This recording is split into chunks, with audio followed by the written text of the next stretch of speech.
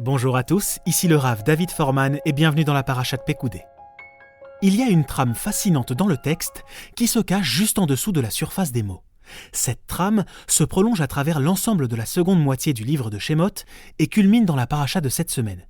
J'aimerais vous montrer cette structure, ou du moins une partie, et voir avec vous certaines de ses implications. Cette trame, c'est une structure en Adbash, qu'on appelle aussi une structure en chiasme.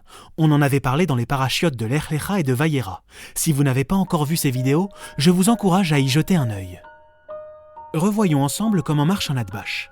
Le texte est disposé de telle sorte que son premier élément est en miroir avec son dernier élément. Son deuxième élément est en miroir avec son avant-dernier. Son troisième en miroir avec le troisième en partant de la fin. Tout ça converge vers le centre du texte.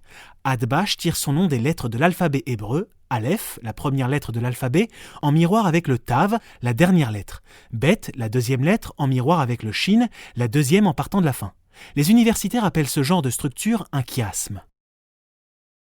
Je crois qu'il y a un chiasme très élaboré dans le livre de Shemot. Non pas seulement de quelques phrases. Il s'étale en fait sur 15 chapitres et couvre toute la seconde moitié du livre de Shemot. J'ai exploré cette structure en détail dans une série de conférences qui se trouve sur le site anglais d'Aleph Beta. Je la conseille vivement aux anglophones, mais permettez-moi de vous en donner quelques éléments majeurs dans cette vidéo. Si on regarde la deuxième moitié du livre de Shemot, à partir du chapitre 25, le thème principal, c'est l'ordre de construire le tabernacle, le Mishkan. Celui-ci s'étend du chapitre 25 jusqu'à la fin du chapitre 31. Juste après, il y a un passage où Dieu ordonne au peuple d'observer le Shabbat. Puis, à partir du chapitre 32, il y a la plus grande catastrophe de tout le livre de Shemot. C'est l'histoire du veau d'or. Donc, jusqu'à présent, nous avons 3 éléments. La construction du Mishkan, puis le Shabbat, et enfin le veau d'or. Maintenant, allons à la fin de l'histoire avec le veau d'or. L'histoire du veau d'or commence avec Moshe au sommet de la montagne. Il reçoit les tables de la loi qu'il est censé descendre. L'histoire du veau d'or se termine par Moshe au sommet de la montagne pour recevoir à nouveau une deuxième série de tables. Il avait brisé les premières. Il reste là 40 jours et 40 nuits, puis il descend de la montagne à nouveau. On est alors à la fin du chapitre 34. Juste après, au début du chapitre 35, qu'est-ce qu'on a ? Encore une fois, l'ordre d'observer le Shabbat. Et à peine quelques versets plus loin, il y a une longue section qui raconte, devinez quoi, la construction effective du Mishkan. Alors, vous l'avez ? L'ordre de construire le Mishkan, le Shabbat, suivi de la catastrophe du veau d'or, puis le Shabbat, et enfin la construction du Mishkan à nouveau. Ce que l'on vient de voir, ce ne sont que les grosses briques qui forment ce chiasme.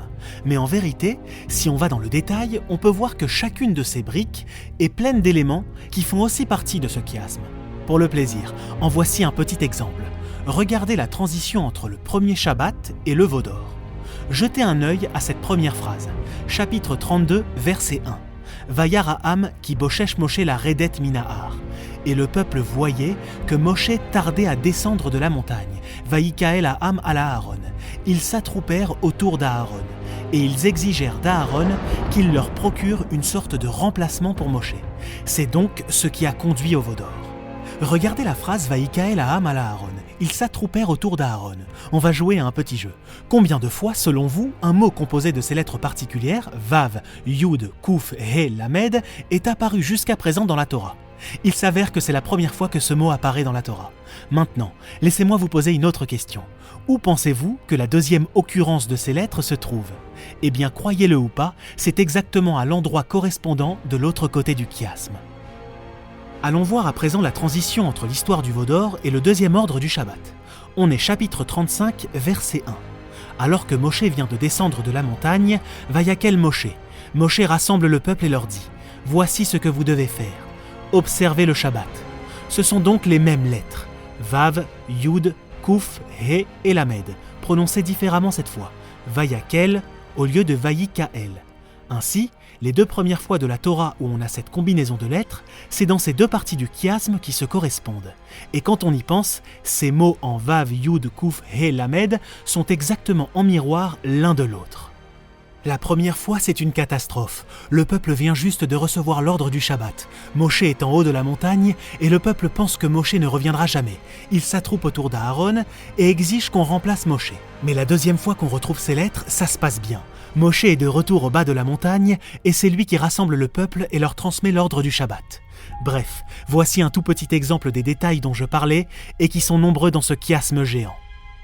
Allons maintenant du côté des extrémités du chiasme. Une question qu'il faut toujours se poser à propos d'un chiasme, c'est où s'arrête-t-il ? Quelles sont ses extrémités ? Si on voit les extrémités actuelles de notre chiasme, l'ordre de construire le Mishkan d'un côté et sa construction de l'autre, il faut se demander si le chiasme s'étend encore plus.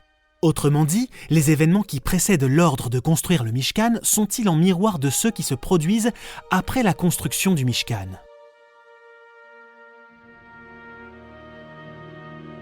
Juste après que le Mishkan soit construit, chapitre 40, verset 33, Vaïchal Moshe et Amelacha. Moshe termina le travail de la construction du Mishkan.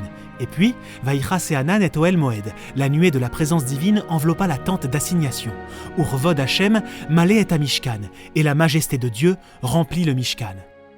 Maintenant, on va revenir en arrière et chercher ce qui se passe à l'endroit correspondant de l'autre côté du chiasme, c'est-à-dire juste avant l'ordre de construire le Mishkan. C'est à la fin du chapitre 24. Vayahal Moshe el Ahar. Moshe s'achemina vers la montagne. Et regardez ce qu'on a de nouveau. Encore une nuée. Vaïchas et Hanan et Ahar. La nuée de la présence divine enveloppa le mont Sinaï. Vaïshkon kevod Hashem al Har Sinaï. Et la majesté divine se fixa sur le mont Sinaï. C'est fascinant. Aux deux extrémités du chiasme, on a à chaque fois une histoire de nuée de la présence divine. Dans un cas, cette présence enveloppe le mont Sinaï. Dans l'autre cas, la présence de Dieu remplit le tabernacle, le Mishkan. Essayons de zoomer sur ces deux sections aux extrémités et observons si dans les détails, ils correspondent l'un à l'autre. Voyons déjà la première section, celle du chapitre 24, avec une nuée recouvrant le mont Sinaï. Vaïchaseu et Hanan Shechet Yamim.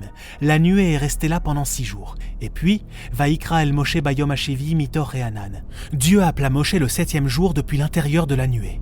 Umar e kevod Hashem ke'esh ochelet beroshar. La majesté divine apparaissait comme un feu dévorant au sommet de la montagne. Les Héné Béné Israël, aux yeux du peuple d'Israël. Ils virent cette image intimidante d'un feu ardent. Puis, miraculeusement, Vayavo Moshe Betor et Hanan. Moshe pénétra dans cette nuée. Maintenant, si l'on va de l'autre côté du chiasme, est-ce qu'on retrouve des choses qui ressemblent ?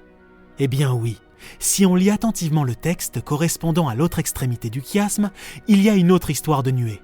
C'est le retour de la nuée de la présence divine, et encore une fois, Moshe tente d'y pénétrer. Vaïchas et Hanan et Ohel Moed. La nuée descend et couvre quelque chose. Mais ce n'est pas la montagne cette fois.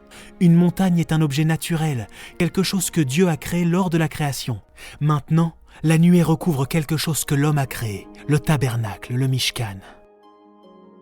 Urvod Hashem malé et à Mishkan. Alors qu'avant la gloire de Dieu reposait sur le sommet de la montagne, ici, elle ne se repose pas n'importe où. Elle est à l'intérieur. La gloire de Dieu remplit le tabernacle. Là, on voit quelque chose de très surprenant. Moshe, comme il l'avait fait au sommet de la montagne, tente de rencontrer Dieu. Velo yachol Moshe lavo el Ohel Moed. Moshe ne put pénétrer dans la tente. Kishachan alav et Hanan, parce que la nuée était là. Vous voyez ce qui se passe ? La majesté de Dieu dans le tabernacle est tellement intense que Moshe ne peut même pas y entrer. Le texte nous montre une différence remarquable entre le tabernacle et le Sinaï. Même si Dieu était présent au mont Sinaï, ce n'était qu'une goutte dans l'océan comparée à l'intensité de sa présence dans le tabernacle, au point même que Moshe ne pouvait y entrer. Ceci est une victoire éclatante pour le peuple juif. Rappelez-vous, lors de l'épisode du veau d'or, Dieu avait dit « Si un seul instant je m'avançais au milieu de vous, je vous anéantirai ». Peu à peu, le peuple juif a reconstruit sa relation à Dieu, jusqu'à ce moment de couronnement où Dieu est venu habiter parmi eux, avec une telle intensité qu'elle a éclipsé l'expérience du Sinaï. Et où est Dieu cette fois ? Pas au-dessus de la montagne que Dieu a créée, mais à l'intérieur de la structure que l'homme a créée.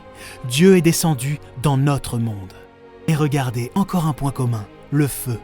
Vous vous souvenez du feu la première fois ?